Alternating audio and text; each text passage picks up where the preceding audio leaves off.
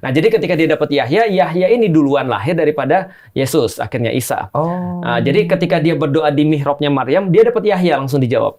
Nah, kemudian dia nanya, aku dapat anak, nggak mungkin. Bayangin, ini ada nabi minta-minta sendiri, tapi ragu-ragu sendiri ketika dijawab gitu kan ya. Itu masih manusia. Masih manusia.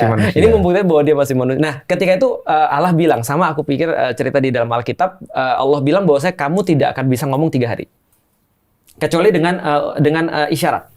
Nah, lalu kemudian benar dia nggak bisa ngomong 3 hari. Setelah itu terus kemudian istrinya mengandung. Nah, ketika istri mengandung, diberikanlah nama Yahya atau Yohanes yang nanti akan membaptis Yesus.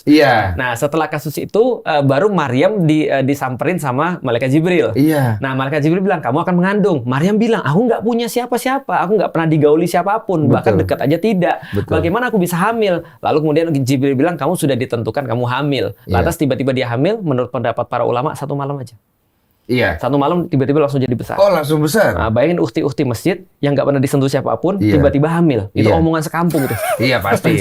Itu logikanya udah pasti kan. Nah, setelah itu dia pergi. Nah, ini bedanya nih. Ini bedanya. Dia pergi ke kebun kurma. Dia pergi ke kebun kurma, dia minta kepada Allah dengan kata-kata begini, lebih baik aku mati aja daripada aku hidup, lalu kemudian aku dicaci maki sama orang, lebih baik aku tidak dilupakan.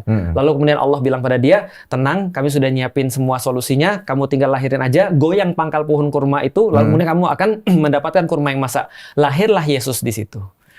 Di kebun kurma itu. Lalu kemudian ketika lahir, Yesus kemudian digendong sama dia di kain lampin, dibawa tempat orang-orang Yahudi seperti biasa, langsung dan biasa complaining, ngebullying dan segala macam. Wah, dasar pelacur segala macam. Maryam sudah dikasih tahu sama Allah. Kalau misalnya ada yang nanti nanya kamu cukup nunjuk anak ini aja. Pas ditunjuk anak ini, dia berkata, ini Abdullah, taniyal kitaba wa ja'alani nabiyya. Aku adalah hamba Allah, aku kemudian dijadikan sebagai nabi, dan aku diberikan kitab, diperintah untuk sholat, diperintah untuk zakat, dan akan dimuliakan seumur hidupku. Dan kemudian dia berkata begitu, akulah jalan kebenaran.